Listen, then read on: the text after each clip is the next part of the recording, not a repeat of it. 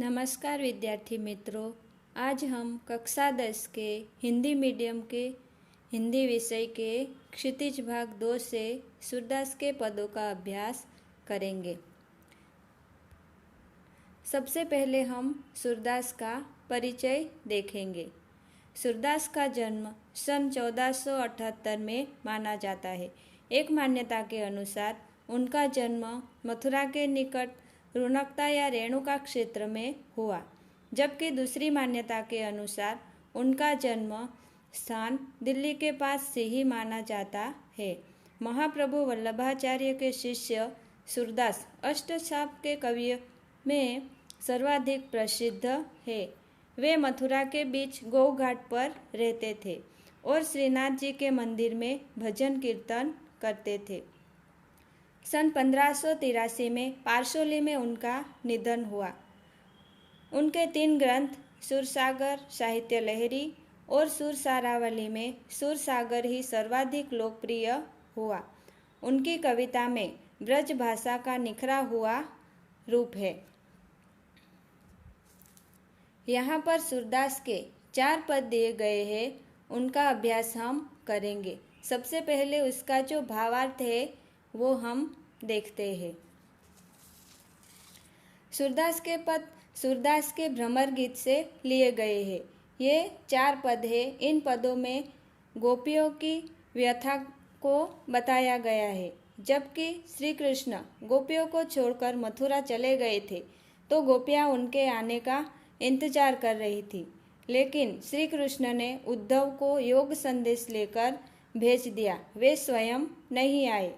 तब गोपियाँ उद्धव पर व्यंग्य करती है, साथ ही साथ अपने विरह यानी दुख दर्द को भी बताती है। तो गोपियों का विरह यहाँ पर इन पदों में हम देखेंगे।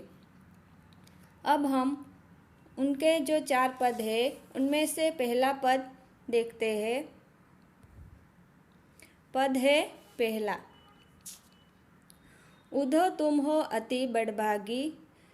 यहाँ पर नीचे शब्द के अर्थ दिए गए हैं, उसका भी अभ्यास करते जाएंगे। अब हम पद समझते हैं।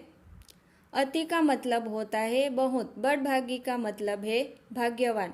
यहाँ गोपियाँ उद्धव को कहती है कि उद्धम तुम बड़े भाग्यशाली हो।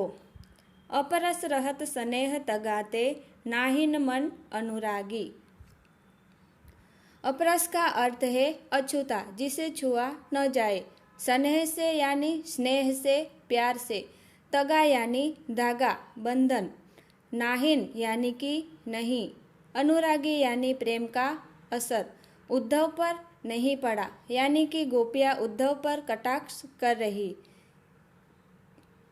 कि श्री कृष्ण के साथ रहकर भी तुम्हारा मन श्री कृष्ण के प्रेम में अनुरक्त नहीं हुआ। श्री कृष्ण के प्रेम का एक धागा भी तुम्हें छू नहीं पाया है। पुरैनी पात रहत जल भीतर, ता रस देह न दागी। पुरैनी पात का मतलब होता है कमल का पत्ता। रहत जल भीतर मतलब जो जल के भीतर ही रहते हैं, फिर भी पानी उन्हें छू भी नहीं पाता है, यानी उसके शरीर पर पानी का एक धब्बा भी नहीं लगता है। उसी प्रकार तुम श्री कृष्ण के साथ रहते हो, फिर भी तुम्हें श्री कृष्ण का प्रेम छू भी नहीं पाया है। इस तरह गोपियाँ कटाक्ष कर रही है। जो जल माह तेल की गागरी, बूंद न ताको लागी। इसी प्रकार का एक और उदाहरण गोपियाँ दे रही है कि जिस घड़े पर तेल लगा हो उस घड़े को जल के अंदर डाल दे तो उसको एक बूंद भी पानी की नहीं लगती। जिस प्रकार घड़े को पानी का एक बूंद भी छू नहीं सकता, उसी प्रकार तुम भी हो, क्योंकि तुम भी श्री कृष्ण के साथ रहते हो, फिर भी अभी तक तुम्हें श्री कृष्ण के प्रेम का अनुभव नहीं हुआ है। प्रीति नदी में पाँव न बोरियो, दृष्टि न रूप परागी। प्रीति नदी यानी प्रेम की नदी, पाँव यानी पैर, बोरियो मतलब डुबाना, परागी मतलब मुग्ध होना। फिर सूरदास कहते हैं कि अभी तक लगता है तुमने प्रेम की नदी में पांव नहीं डुबोए हैं, इसीलिए तुम्हारी दृष्टि उनके रूप में मुग्ध नहीं हो पाई है। यानी कि तुम अभी तक मुग्ध नहीं हो पाए। हर वक्त कृष्ण के पास रहते हो, फिर भी उनके रूप में मुग्ध नहीं हो पाए हो। सूरदास अबला हम भोरी गुर चोटी जो पागी। सूरदास कहते हैं कि अबला यानी कि जिनमें कोई शक्ति न हो, भोरी यानी कि भोली, वे कहती है कि हम तो अबला और भोली है जो कृष्ण के प्रेम में पड़ गई है। जिस तरह गुड़ में चींटियां चिपक जाती है, उसी प्रकार कृष्ण के प्रेम में मुग्ध है। हम चाहे तो भी कृष्ण के प्रेम को अलग नहीं कर पाएंगी। इसी प्रकार गोपियाँ श्री कृष्ण के प्रेम को अलग नहीं कर पाएगी। वास्तव में इस माध्यम से गोपियाँ ये कहना चाहती है कि उद्धव जो है वह बड़ा ही दुर्भाग्यशाली है, क्योंकि उससे बड़ा दुर्भाग्य क्या होगा कि श्री कृष्ण के साथ रहते हुए भी वह कृष्ण के प्रेम में नहीं पड़ा है। अब हम यहाँ पर आगे का पद जो है, दूसरा पद है, वो देखेंगे।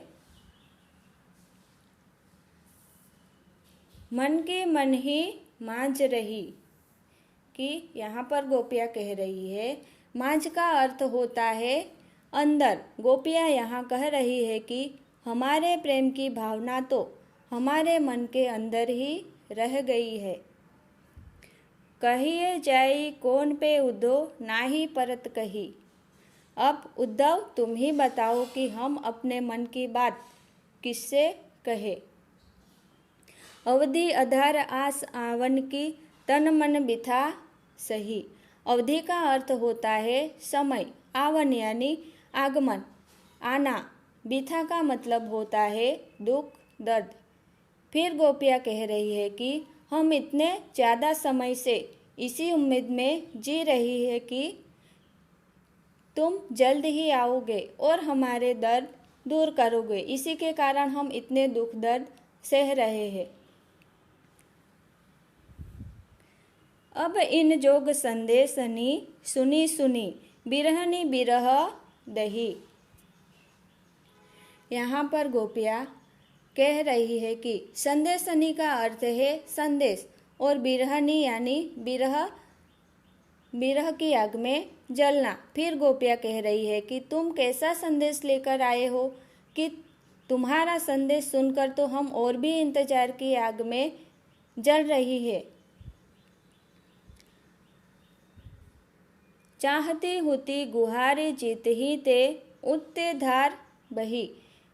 गोपियाँ कह रही है कि चाहती यानी कि चाहती, इसका मतलब होता है चाहना, होती यानी थी, गुहारी यानी पुकारना।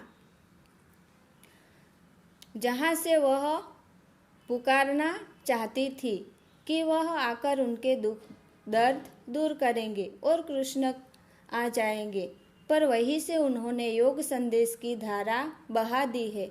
वह वहीं से उस धारा में बह गई है कि उनके दुख को श्री कृष्ण ने न आकर और भी ज़्यादा बढ़ा दिया है। सूरदास अब धीर धरही क्यों मर्यादा न लही। धीर यानी धैर्य, मर्यादा यानी मर्यादा। सूरदास जी कहते हैं कि अब गोपियाँ कह रही है कि अब धैर्य क्यों धरे, जब श्री कृष्ण ने ही मर्यादा का पालन नहीं किया है। श्री कृष्ण को प्रेम की मर्यादा के अनुसार आ जाना चाहिए था, क्योंकि प्रेम के बदले में तो प्रेम दिया जाता है, जबकि श्री कृष्ण ने योग संदेश भेजकर जो प्रेम की मर्यादा है उसका पालन नहीं किया है। तो अब हम धैर्य को कैसे धारण करें, यानी कि अब हमारा धैर्य छूटा जा रहा है, क्योंकि श्री कृष्ण ने प्रेम की मर्यादा ही नहीं रखी है, प्रेम की मर्यादा का पालन नहीं किया है। इस प्रकार से गोपियाँ अपने विरह की वेदना उद्धव को बता रही थी। तो विद्यार्थी मित्रों, तीसरा और चौथा पद अगले वीडियो में हम देखेंगे। तो यहाँ पर हमने 1 और 2 जो पद है वो देखे हैं।